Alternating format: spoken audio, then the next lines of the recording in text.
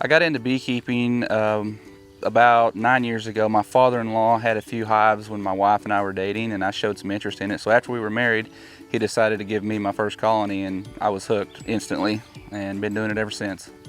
Did a lot of time watching YouTube videos, other beekeepers. I've had a lot of mentors through the years. I grew up in Stillwell, Oklahoma. I graduated from Stillwell High School in 2007. I attended the Indian Capital Technology Center there in Stillwell also. At the Indian Capital Technology Center, I took 2 years of building and grounds maintenance. I took a year of masonry and a semester of auto mechanics. Ironically enough, my profession now is commercial pest control. I kill bugs in the daytime and take care of them at night. I'd say what I enjoy the most is the reward it gets from the honey.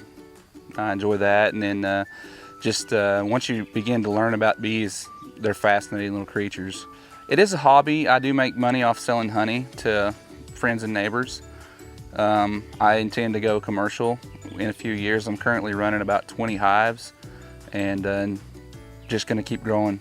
I catch a lot of wild swarms, so when a hive is ready to reproduce naturally, they'll send off the old queen in a swarm of bees. I put out swarm traps and with an attractant on them, so when they swarm, they'll go to those and get them through that. Also, you can split hives. If you see that they're getting ready to swarm, you can do a artificial swarm, which is where you take half the bees and put them in another box, and that's one way to reproduce them. I'd say there's probably 20,000 bees to a hive, a big hive. I've been stung quite a few times. The most at once was probably 15 times. Had a really aggressive hive. I just eat a little Benadryl and go to bed and deal with it that way. Might put an ice pack on it or something if it's really throbbing. Some people can take one sting and it be life-threatening. Other people can handle multiple stings. I've never been in a situation where I felt in danger, but that could be completely different for you or the next guy.